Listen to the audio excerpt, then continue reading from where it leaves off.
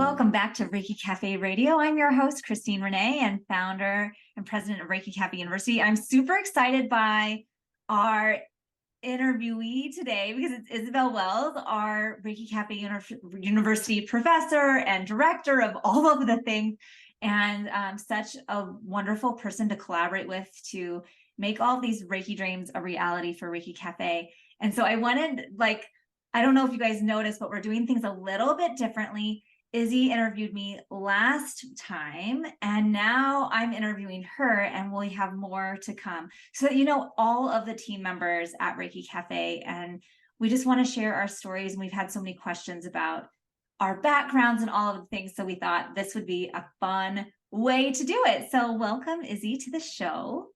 Thank you so much. I'm excited to be on the other side of the microphone today. This is fun.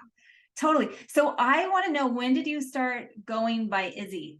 What's been predominant, Isabel or Izzy? That's a great question. Yeah. So I have had many, many nicknames throughout my lifetime. When I was younger, my mom used to call me Pinko because there's a scene in Hercules, the animated movie, where one of the characters says, "You got a problem, Pinky," to another character. And right when he said that, I just started screaming. So that stuck for a really long time. I was Pinky for ever. And eventually it switched. I have really young twin siblings, and they couldn't say Isabel when they were born, so they could just get the Bell part. So now my family calls me Belle, but I have always wanted, ever since I can remember, I always wanted to either be called Red because of my hair or Izzy.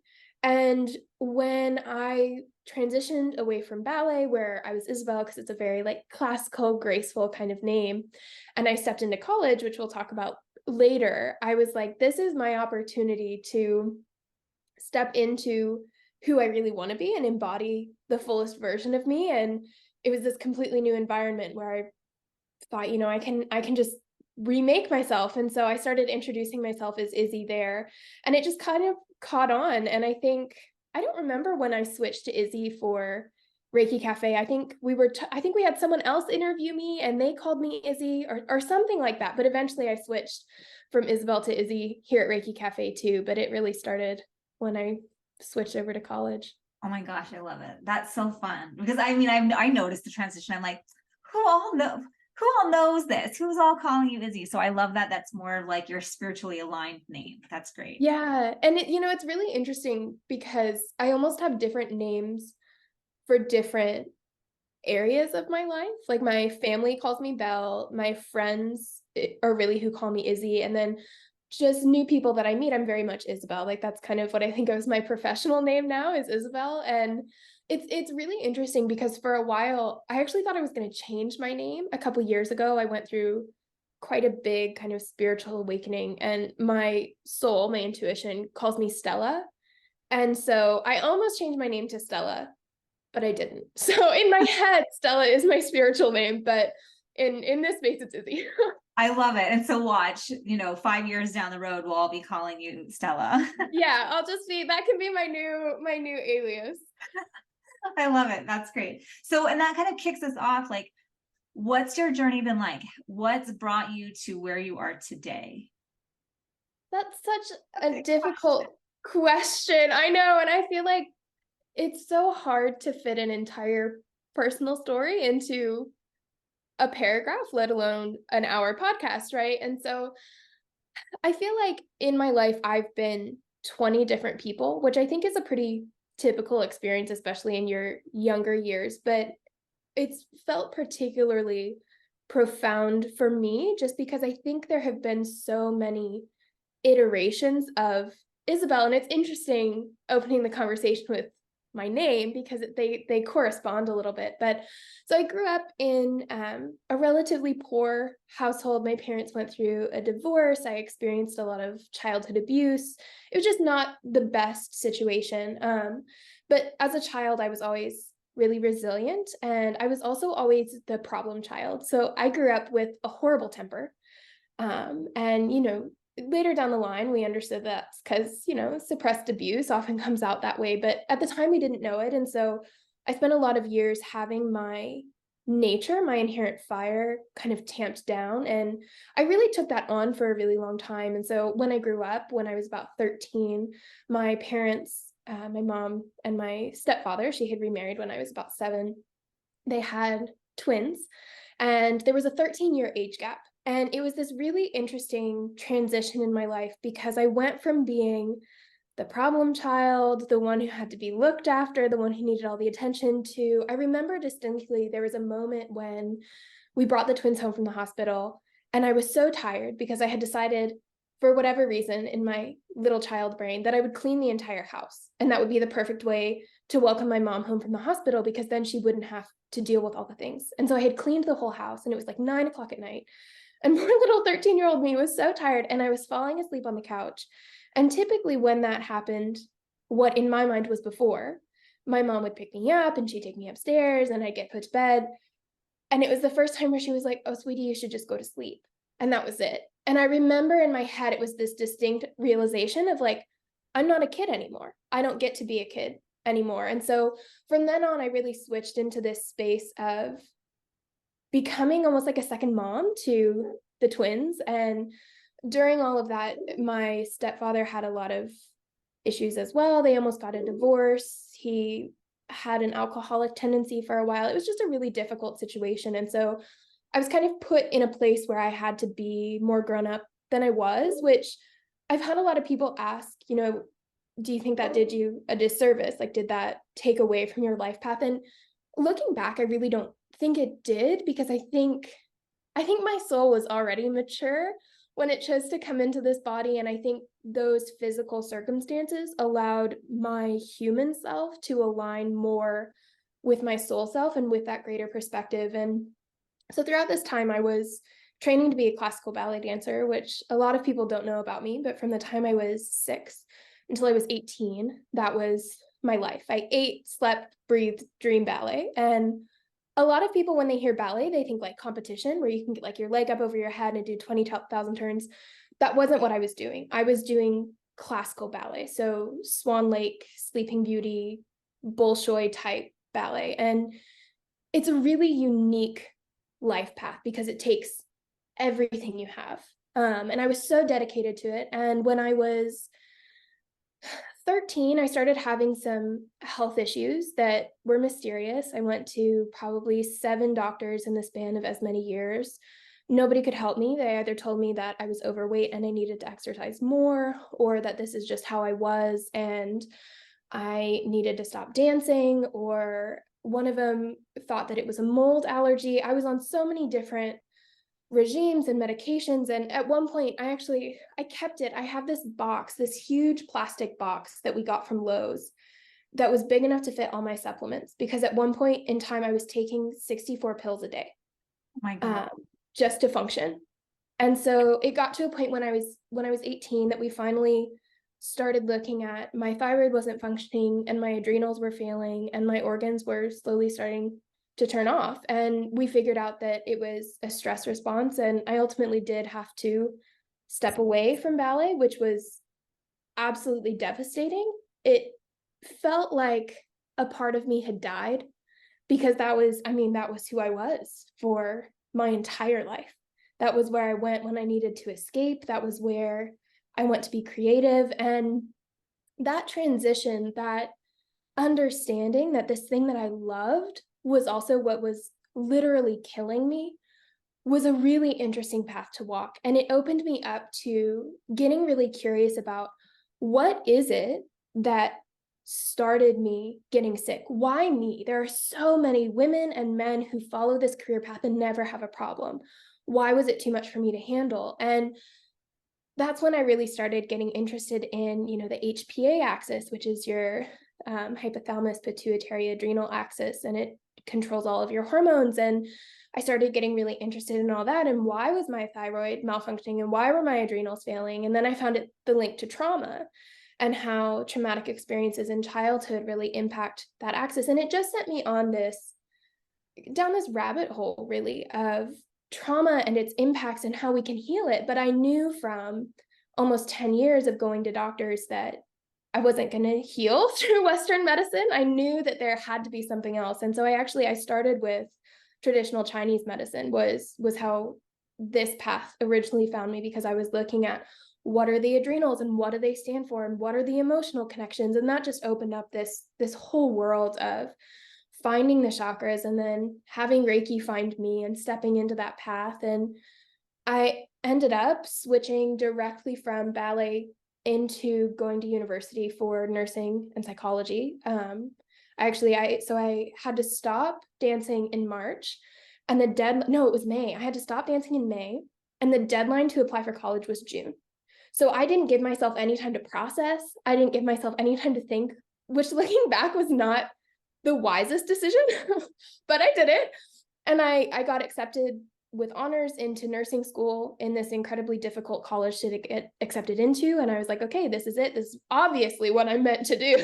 And so I went with it. I went to school, and then COVID happened and brought a lot of truths about the medical system to light, I think, and really just highlighted the differences between my belief system and how I wanted to practice and this Western medical field that I was getting myself into. And so I stepped away from nursing school, switched to psychology, and then the universe told me, no, that's not where you're meant to be either. And now we're here. So it really has been, I think I look back at my life so far, right? And people love to remind me that, oh, you're so young, you can't possibly, be done yet. And it's like, no, I'm not done yet. And also, I don't think that takes away from the depth of experiences that I have had to this point. And so it really has been very piecemeal, I think, but that's the fairly condensed version of how I got to where I am today. I would love to know when and how Reiki kind of entered the scene and how Reiki Cafe showed up for you, because that's always a fun story. It is a fun story. So around the time that I started looking into traditional Chinese medicine, and then I found the chakras, and I honestly don't remember ever reading about Reiki. It wasn't something where I saw a sign or I read it in a book and I was like, this is what I'm supposed to be doing. It was honestly just one morning I woke up and I just kept hearing the word Reiki in my head, and I had no idea what it was. I had never heard of it, never had a session. And me being me and wanting to dive into things head first, I signed up for a course and I became attuned to my Reiki level 1, and it changed my life, as I think it does with so many people, right? That was really when everything started turning upside down, but in the best way possible. And so I had been practicing for only about, I want to say it was about 3 months after I got my Reiki level 2, that I was in college. I had been working at a bakery. I didn't like it because the manager didn't like me, and I didn't like not being able to set my own hours. I love that freedom of being able to choose my own life path. And so I quit the job and I was like, I still need to make an income. And I just kept getting this niggling feeling of, there's this woman in a Reiki community on Facebook that you've never talked to, you've only seen once, but you should reach out to her. That was literally the thought process in my head was, I need to message this woman whose name I've seen maybe twice in this Reiki Facebook group that I'm in maybe once a week. And so I sent her a message and I was like, hey, Christine, you don't know me. I'm looking for any help with social media. That's where I started, because in my head, I was like, everybody needs help with social media. Everybody hates it. I can do it. I'm young. I know how to do techie things. And at this point in time, I had very little experience. I mean, I had started a blog because, as you can imagine, being a spiritually aware young person in college does not really put you in a position to have a lot of friends. And so I had started a blog so that I could talk about all these experiences. And that was really all the experience I had with technology, is I had made myself a website and I had started a blog. And so I sent Christine a message and she was like, you know what, let's hop on a call and we'll talk about it. So we talked, she gave me this quiz. It was great. We were perfect fit. We came in, but little did I know that, I think was it the day before I sent that message that you had told the universe, I need help, send me a person. Yeah. So that was it. It was so funny because I was just like, all right, universe, if you want me to make Reiki Cafe happen, I can't do it alone. I need someone who can help me with all of the things that are outside of my zone of genius, my zone of magic. And that includes keeping up with the social media, working on the website, all of these things. And then literally the next day I get this random message from this random person who's like, I don't want to work at a bakery anymore. Please hire me. I'm like, okay, let's just jump on a call. Like, okay, do you know what Reiki is? And she's like, yeah. Like, I've got the Reiki. I go, do you know what coaching? She's, yeah, I got the coaching. I'm like, okay, let's see where we can go with this. And I took a step of faith, and Izzy took a step of faith, and it's been beautiful ever since. Yeah, and I think that's the thing, is it was really this one of the times where there are so many times in my life that I joke that the universe made me do it. That's like my tagline for these really random things that I do in my life that just work out, because it's that deep trust that I just decided one day I would have in my inner compass. And I think so many people, when we talk about using your intuition or trusting the universe, they always get hung up on that idea of, but I'm scared, or I'm anxious, or I don't want it to happen. And I think in a way, how transient my life circumstances have really set me up for that not to be an issue, because I learned from a very, very young age that life was never going to be what my mind expected it to be. And no matter how much I planned or tried to control or had this life path set out in front of me, it wasn't going to happen. And it wasn't, not in a pessimistic way, but just in a really honest and humble way of looking at my life and going, my mind does not know what's best for me. If it did, I'd still be dancing. And I think that knowledge and having that profound shift in my life really forced me into this place where I was like, you know what? No, I can't do this anymore. I can't put my life under my mind's control, because eventually it's going to get taken away and I'm going to get hurt again.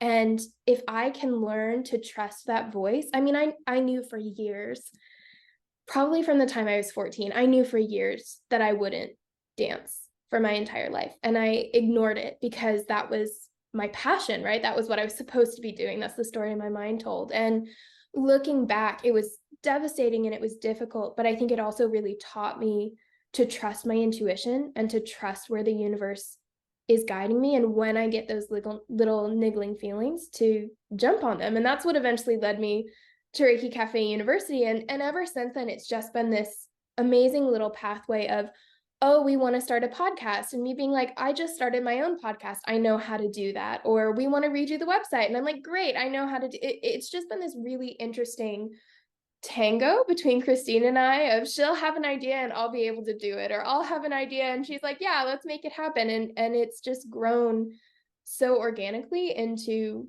this relationship and this business that you see today. And it's been amazing to watch it unfold, because I don't think, when I sent you that message asking if you needed help with social media, I don't think either of us imagined it would end up here. Yeah, right, exactly. Like the universe conspired, right? And I think too, like, it was such an honor for me to like have a safe space for you to do this development and all the transitions, whether it was from the very beginning at the bakery and like not wanting to work there, to transitioning in different degrees and like actually like just going, you know what, college isn't going to actually sustain my long-term goals. Like, why am I even doing this? Like, it's been an honor just to kind of give you that creative, safe space to be like, let's honor who you are. Remember, did you listen to your intuition today? Like, let's ignore the mind for a moment. Let's just feel into it. So how has that experience been for you? Like, does it, because there it seems like you've been rapidly on your evolution since you've been with Reiki Cafe as well. Yeah. And I think that's the thing about Reiki as a whole, is that when it's always calling for you. And I think everyone has the capacity to open up and to choose Reiki the same way that Reiki chooses you. But I think when you make that choice, it really does turn your life upside down in the best possible way, because you have no choice but to grow and to heal and to shine that light in your shadows and in those corners of yourself that you keep hidden. And I think there was so long where Reiki for me, looking back, and I think that's that's always the benefit of doing these podcasts in hindsight, is I can look back and be like, I was fine and I was safe and I was loved and I was held the entire time. But it doesn't always feel like that, you know? And so I think right after I joined Reiki Cafe, I really did start going through this period of really intensely difficult personal experiences, because I think throughout my childhood, and then obviously with the twins, I was very much in this place where I wasn't allowed to feel how I felt. And then with the twins, I wasn't allowed to be a child. And so I really learned to take on a lot of responsibility and a lot of personal self-awareness. And in my head, I was always just thinking, I'm going to be the one who got away. Like, I'm going to be the one who's not impacted by their trauma whatsoever, because that would be great, right? That's the dream. And I have an older brother who was very deeply impacted by all of the things we went through as kids. And I remember just kind of watching him and not understanding why he had so many impacts and I was quote unquote fine. And looking back, I can see how much of that was denial. But after I joined Reiki Cafe, Reiki started catalyzing all of these changes in my life. And in my freshman year of college, I really started having the aftermath of all of that trauma bubble up. And I had my first flashbacks and my first panic attacks. And I was in an abusive relationship for that first year. And there was just a lot happening. And I still continued to decide that I was fine. I did a summer of counseling and I was like, that's enough. I'm good. 3 months of therapy and I am all healed. I'm good. I'm done. I have Reiki on my side. I'm fine. And I was fine for a while. And it was beautiful. And I was expanding in so many ways.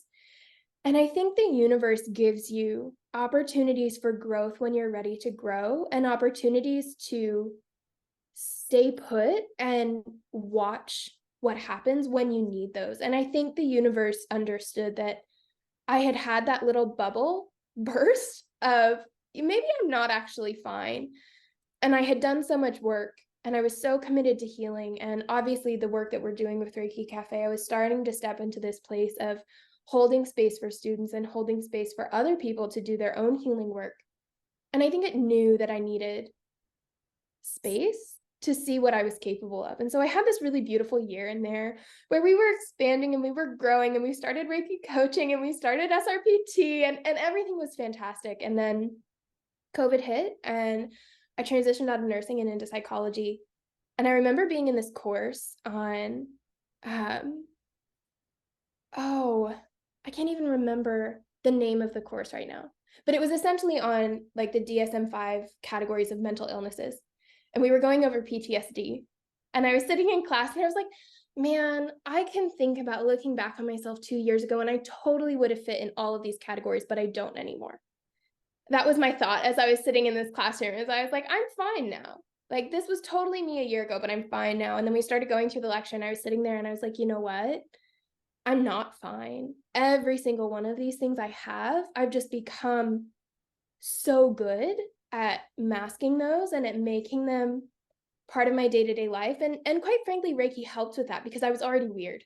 I was already outside of the norm, and it helped me put all of these things that weren't normal into a box of, well, that's just how I am because, I'm kooky and I'm whimsical and all the things. And it really started this process of falling apart last year.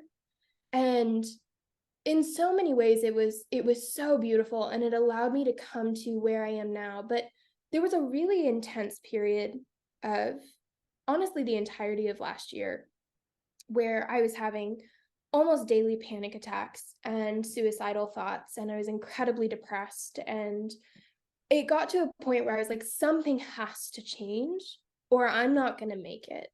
And I've always been, we could open this conversation up to like star seeds and celestials and things like that, but I've always had a difficult time being in human form. And I think last year it just really all came to a head. And it was this process of, again, like you said, having this space where I was able to fall apart, but also where I had these responsibilities to the humans around me, to our students, to my clients, where I had to continue to show up. I had to continue to trust that I was exactly where I needed to be, exactly when I needed to be there. And through that process, I had this really amazing unfolding of healing and being able to get to where I am now. And I think if I were to go back and sit in that classroom, I actually wouldn't fall into any of those categories. I think that wishful thinking that I had a year and a half ago would actually be true now. But I think, again, it's just really taught me how much we truly are held and guided in our journeys and in our experiences, and that when we need space, the space will show up. When we need support, the support will show up. When we need something to make us get out of bed every day, we're going to have something there. And eventually it does get better. And I think I've just gained so much perspective on that. And I really do. I mean, I look back at who I was when I started with Reiki Cafe 3 years ago, and I don't recognize her anymore. And quite frankly, I don't think she would have liked me very much. I think I've expanded in so many ways that I never thought I would. And I'm very different now than I ever thought that I would be, but I wouldn't change it for anything. And I wouldn't switch out all of the really difficult experiences that I've had, because in those, they've made space for all of the truly amazing experiences. And it's so cliche to say that you need the dark in order to have the light, but it's true. And I think having been through such incredible darkness last year, I'm able to perceive and hopefully hold space for so much more light than I ever thought was possible. And I know that it's just going to continue. And so it really has, like you said, very long answer made not at all short. It really has been this incredible space of expansion and transformation. And I think all of it started when I decided to open up to Reiki and let it choose me like it wanted to. It's just an incredible healing story. And I hope it inspires our listeners to go, like, even if you're in the darkest spaces, like Reiki is such a good space holder, like wherever you're at. And in all of that, were you able to discover kind of your life purpose? Like, do you feel like you know what that is now? What's driving you forward? Or is it still under development?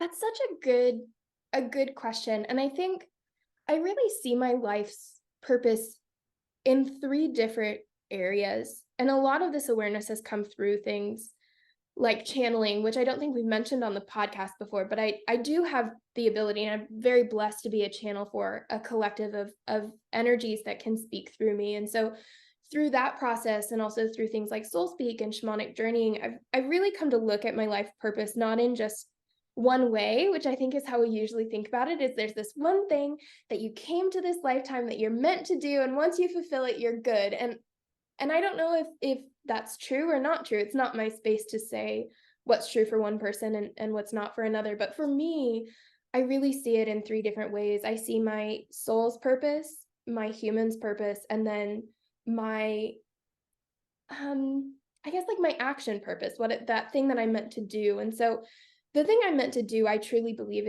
is to help people connect to their intuition and to their own inner knowing, because we live in a society where, for better or worse, we really prize the intellect and we prize our mind, and it's gotten us so far. But I think we're at a point in time where where we have a demand to go into ourselves, because we've stopped realizing that we have the answers within. We've stopped realizing that everything we ever need truly is within us. And I think if I can help even one person connect with their intuition and connect with that inner wisdom, then I've done what I'm here to do. And that's part of why I'm so incredibly grateful for the community that we have here at Reiki Cafe, because they're all so willing to step into themselves, and they're so willing to find the answers, and they're so willing to trust and try something new. And it's that openness that's necessary to be able to come back into connection with yourself and with the truth of who you are. And so that's really, I think that's my action purpose. But when we talk about purpose as in meaning and why am I here, I think my soul has, I've been told, and I've kind of discovered through practice, my soul has the capacity to hold space for a lot of very high vibrational energy. And I think part of my purpose here is to truly just exist, not in like, I exist and so the world is made complete, not in that way, but I think that my soul holds space for positive and powerful energies to be transmuted on earth. And I don't think that I'll mentally ever know what the impacts of that are. And I think that's okay. I've come to a place where I'm okay with that. But I think on a soul level, that's really what my soul came into this lifetime to do. And we could have a whole conversation about how that fits in with channeling and all the things. But I think that's being this portal for good and for energy to come through that can be transmuted and hopefully uplift those who come into contact with it. And on a human level, I was told once that my mind is like a cat. It needs a ball or some yarn to play with in order to keep it occupied so that my soul can do what it needs to do. That was the exact words. I totally see that. That totally Yeah. makes sense with me for like our interactions and everything. Yeah. And so I think on a human level, my purpose here is to really experience life in the fullest and to find those moments of joy, because my mind needs an anchor. It needs a reason to stay, because I truly do believe that if I wanted to, I could just like meditate my way out and be like, hey, I'm done now.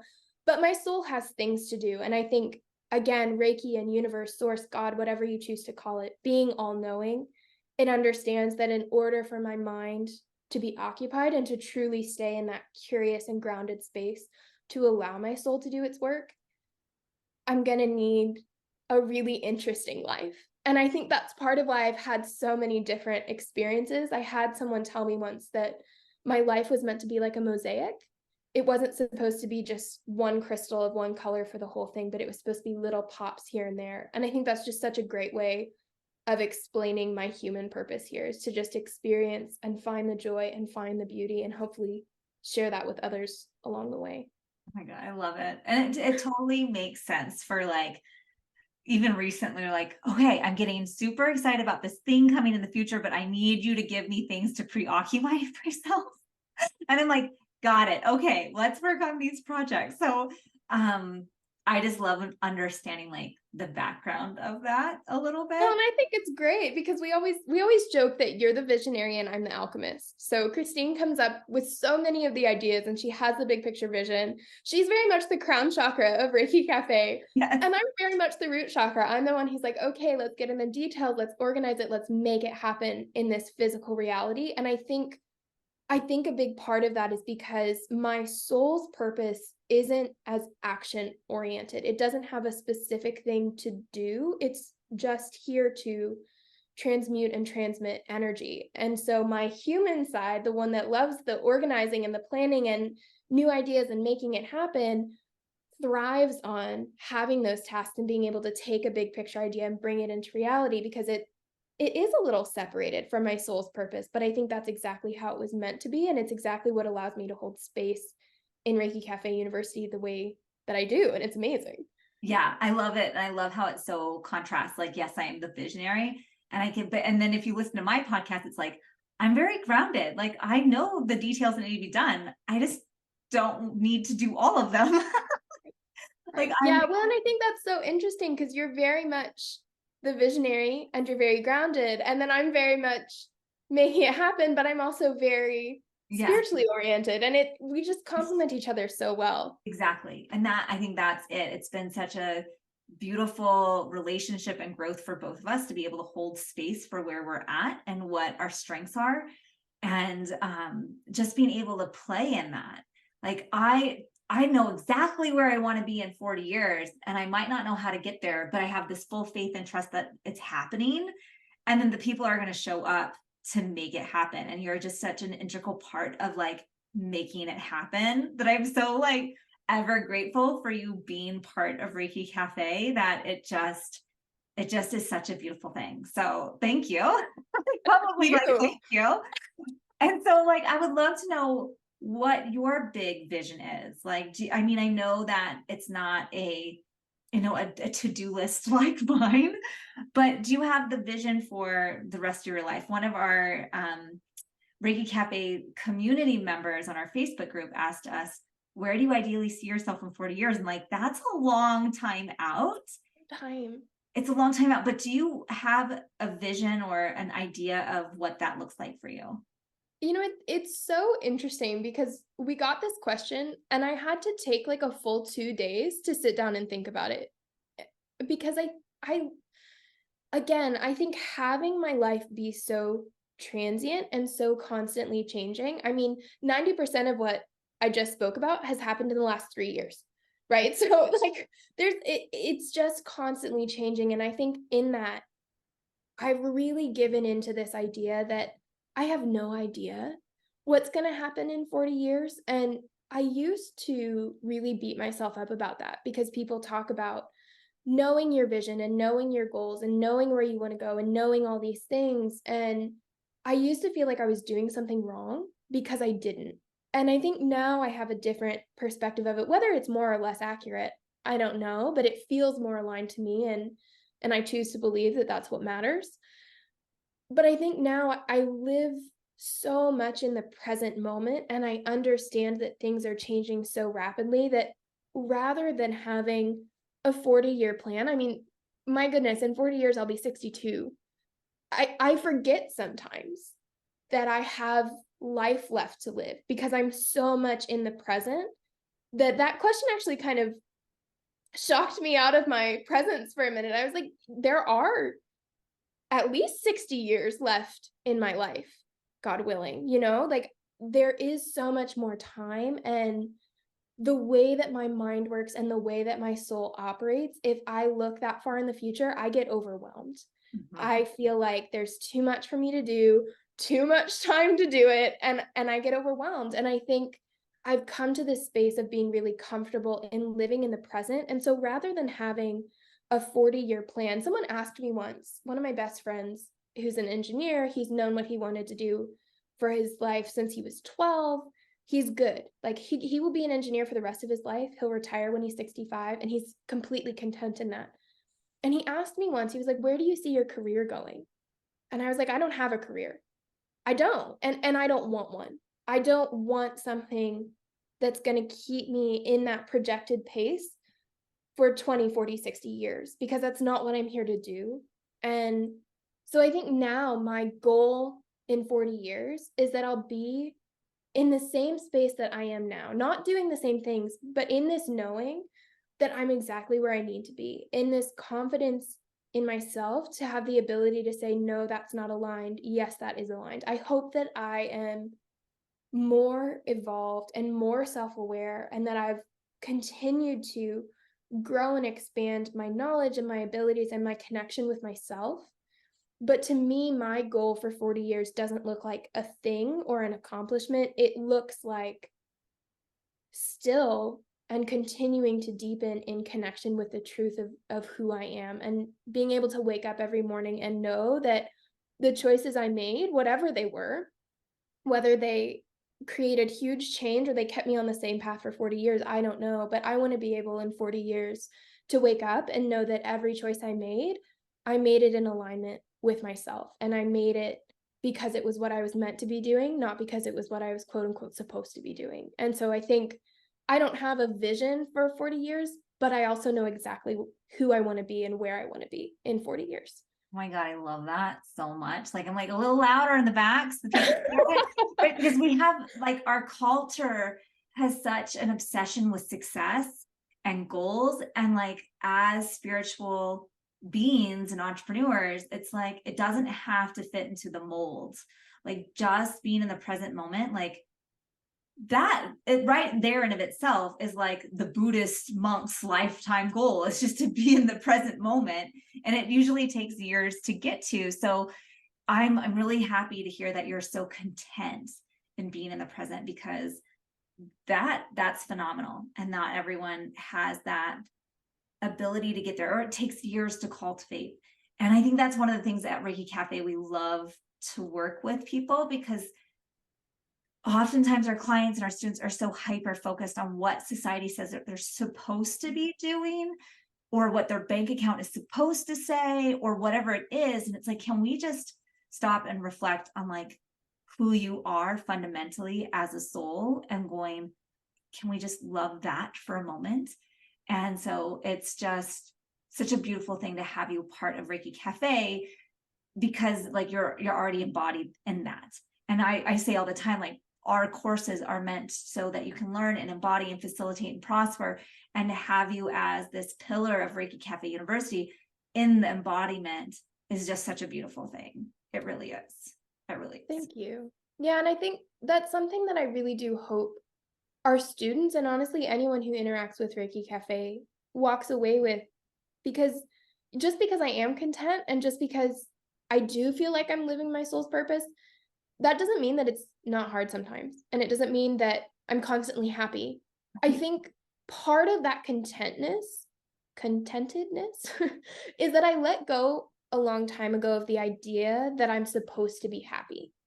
And I think that's a big one that we have in society right now, is we think that if we're not happy, we're doing something wrong.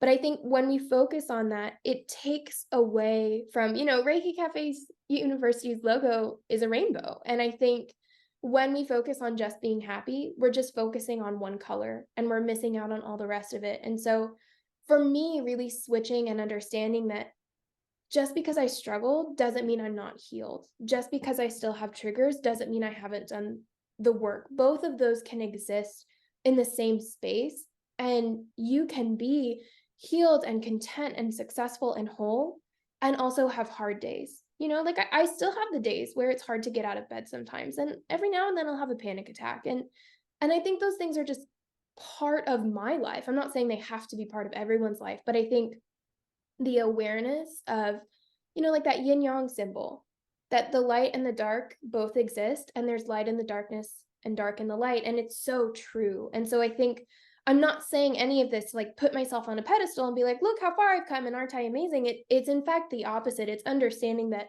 I'm forever going to be growing and changing and learning. And the next difficult life experience is going to come, but so is the next beautiful life experience. And the two don't negate each other. And you can be in this healed space while also knowing that you're never going to be fully healed. And instead of seeing that as a burden, it becomes this opportunity of getting curious and choosing the light and choosing yourself over and over and over again, because that's all we can do. Oh yeah, totally. And I feel like it's like, it helps me remember like being a soul outside of this body before I came in, going, wouldn't it be cool to have all of these emotions? Wouldn't it be amazing to have this adventure? Wouldn't it be amazing to have this roller coaster live? And it's like a blimp. It's like seriously like just a tiny drop in the ocean of our full soul's experiences.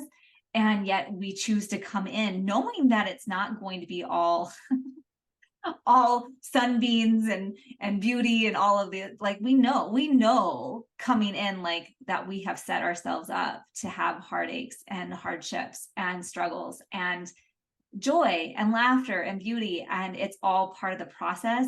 And to go like, this is what we actually came in for, this is what we signed up for, and we can utilize this perspective to kind of be like, and it's okay. Right. It's okay to be right where you're at, because it just is. Yeah. And I think if anybody's interacted with me for any length of time, you know that I love a good definition. And so I think going back to, again, that definition of beauty, for me, it's no longer just the light. I think that, yes, there are things that are painful and there are things that are hard, but there's beauty in those too. And I think that's part of what Reiki teaches you, right? Is to be able to see the light in all things without putting the light on a pedestal, without deciding that the light has to be everything. Because if it were everything, none of this would exist. And I think that perspective is an amazing thing if Reiki allows you to see it. And that's, again, something that we try and cultivate in our students, whether it's through shamanic practices where we're dealing with darker energies one-on-one, or if it's just through things like Reiki coaching or creative Reiki, where we're dealing with people and all of their messiness and their wounds and their joys and their passions and their talents and all of it together, without holding more space for one element of life and less space for another. Can we come to the table and hold space for all of it equally? Yeah. Yes. So if you could sum up, like, out of everything so far, what's the epitome of your life lesson? What have you learned so far? Like, is there like a summary or a golden nugget in that? Like, I know we've watched so many so far. There's so many. I think the biggest one, if I had to parse it down and choose the one that's been the most impactful, it would be to not take what my mind says as truth. I think so often in my past, and I see this playing out in other people's lives, but in looking specifically at my life and my journey, so often I chose to let fear win. And I chose to believe that my anxiety was a reality. And I chose to believe that because I was scared to do something, I couldn't do it. And I chose to believe in the limits that my mind set for myself. And it's taken being brave and having the courage to say, you know what, even if it's wrong, I have to do it. I think, again, we talk sometimes about having to hit rock bottom, and I don't think you have to, but I think in certain ways it can be helpful because it teaches you what life is like on the other side when you have no other choice but to keep walking. And in that, I think I've really come to this realization that just because I'm scared to do something, it's not a stop sign. It's like a yield. It's like a take stock.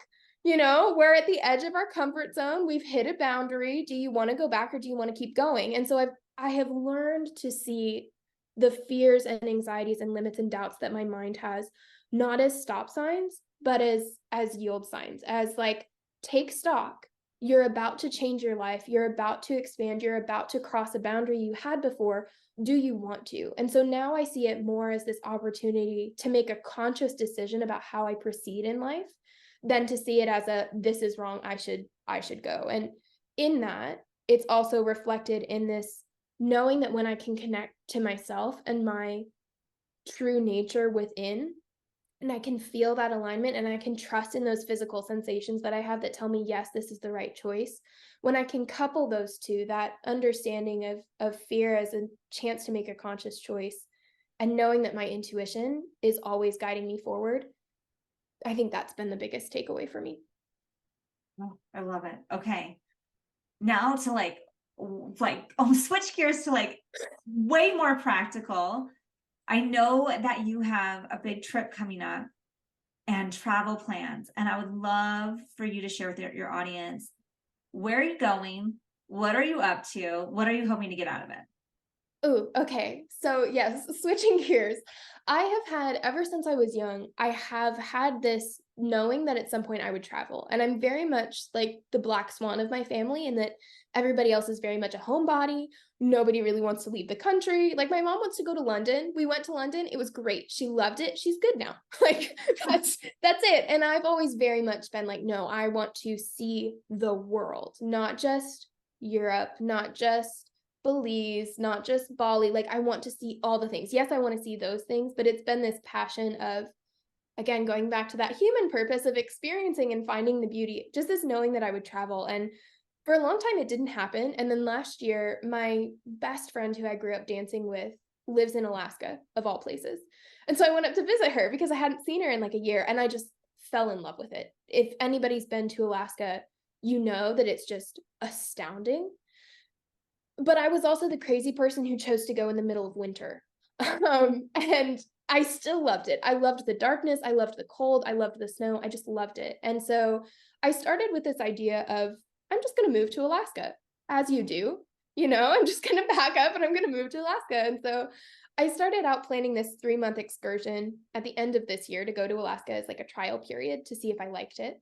And that was what it was going to be. And then I started just getting these little niggling nudges of, again, the universe made me do it. And I ended up booking a place to rent and a plane ticket to London. So this year in August, I'm going to go see Christine because we've never actually met in person. I'm going to go meet Christine for the first time. And then I'm going to go to Alaska for 3.5 months. And then I'll be back in my family's house for Christmas. And then after that, I'm going to London for a while. And then I'm going to Portugal. And then I'm going to walk the Camino de Santiago. And after that, I have no idea. But I do know that I'm going to keep traveling. It's just, again, going back to that knowing and that really tuning into the universe. I actually do we have time for like a really quick story? Okay. So and again, I think this is an example of how the universe is always guiding you. I had this idea of, okay, I'm going to go to London and then I'm going to go to Lisbon because I knew I wanted to go to Lisbon. And I was like, I don't know what I'm going to do from there. I have no idea. And I was like, maybe I'll go to Porto and have that experience and it'll be great. And so I was like, okay, maybe I'll go to Porto and then maybe I'll go to Paris was like my thought. And I was really stuck on the Paris thing for a while. And the universe was just telling me it's not going to work out. Like I tried to find a place to rent. It was haunted.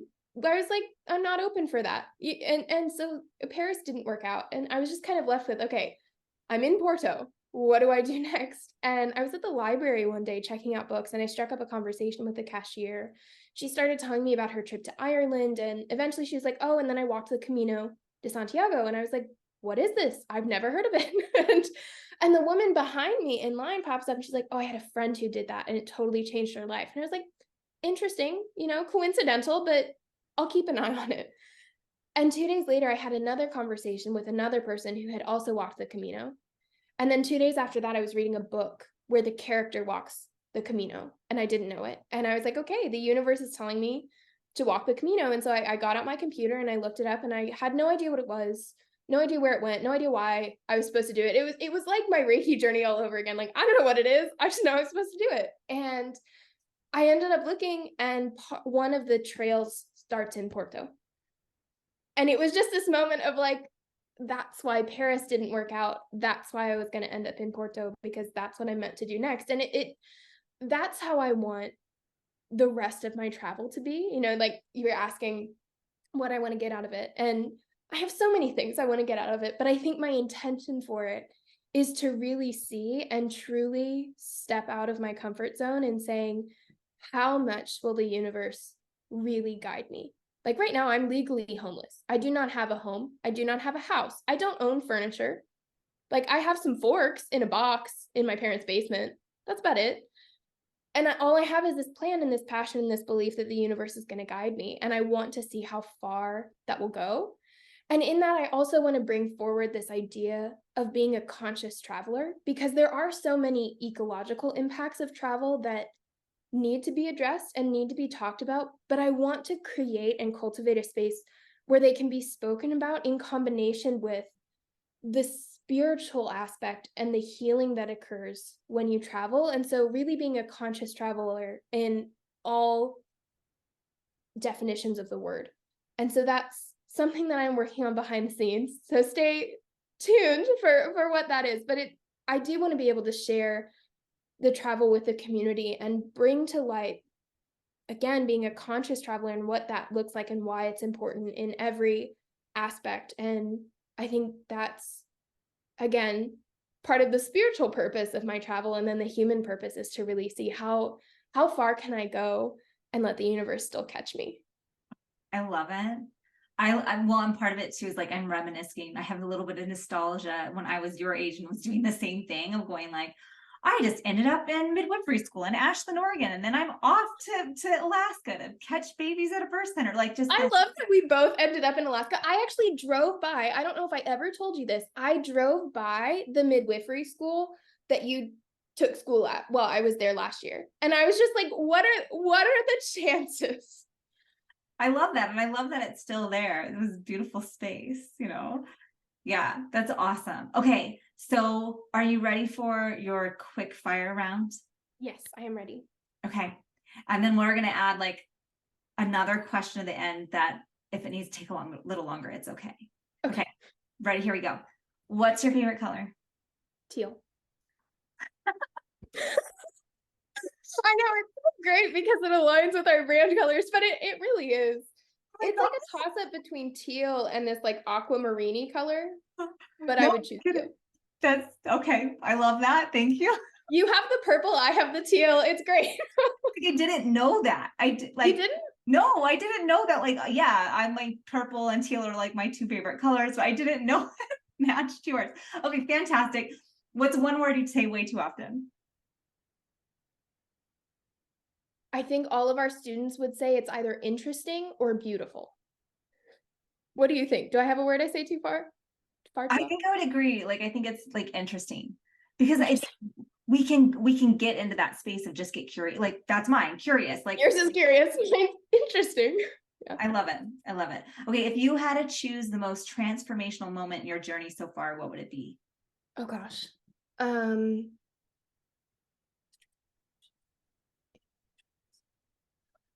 Oh, there's so many. I honestly, I think It wasn't the most transformational at the time, but it spurred so much transformation. I honestly think the most transformational moment was when I was sitting in that doctor's office and they told me that I had to stop dancing, because that was really just the start of Yeah. so much change. Yeah, absolutely. Okay. What is one spiritual tool everyone should have in their toolkit? Soul speak. I love I it. know I'm supposed to say Reiki, but soul speak. Well, I knew that was your answer, and that's okay. And we'll get to learn about Soul Speak like at another point in time, but it's awesome, and everyone should witness, at least watch the podcast that we have on. Also part of the creative Reiki mentorship. So if you want to learn more, let me know. Yeah, totally. Okay. What's a book or podcast everyone should listen to? The Island by Aldous Huxley. What's something no one knows about you until they get to know you? So I have a malformation in my left eye where part of my pupil never fully dilated. So I have this slash of blue that goes across my left pupil. And I had operations when I was younger to try and get it to dilate, and it never did. And it has a greater spiritual significance that I understand now. But when I was younger, I used to use it as a way of seeing how well people knew me. There would be a point in my relationships, whether it was romantic or platonic or whatever, where someone would look me in the eye long enough to notice it. And they'd be like, "Oh my gosh, your eye." And I'd be like, "And we're best friends now because you noticed my eye." So that was that. It would be that. I love it. What's your favorite thing about working with me? I have so many favorite things about working with you. I think your passion, your fire, how much commitment you bring to every single thing you do, because it inspires me to match that energy, but it also gives me the responsibility and the privilege of making that passion come to life. And I think that hands down, yeah. I'm like, and that's why I'm so ever grateful. You're like, yay, she's excited about this. Let's make it manifest. I'm like, thank you. What's on your vision board right now? I mean, travel is the big one. Mm-hmm. What's the most important thing about yourself? I think my compassion, my ability to understand both sides of a conversation or an argument or an experience without getting down in the dirt and feeling it with the person. Yeah. Okay, cool. Final question. What are your exact steps you take to shield yourself from a client's attachments? Oh, I connect with my spirit team, particularly my power animals and the council, which is the collective that I channel. I will call in the 4 directions, connect to my Earth Star, Sun Star. I have my pre-session ritual that I do. I also have this visualization where I surround myself in violet light and envision myself in almost like this tunnel of selenite, which sounds really weird, but for me, it's really effective. And I think, again, practicing compassion instead of empathy is a big one. Love it. All right. Well, that brings us to the end of the interview. And I'm just super grateful for you sharing your story, your vulnerability with our audience, and really being a part of like all aspects of Reiki Cafe. It's just a delight to work with you, and just an honor to watch the continuous growth on both sides. Like to be able to be witnessed and to witness has just been amazing. So thank you so much. Thank you truly for holding space for me and taking that leap of faith and letting the universe take us to where we are now, because it's been amazing and I can't wait to see what happens next. Beautiful. All right. Well, thank you everyone for listening.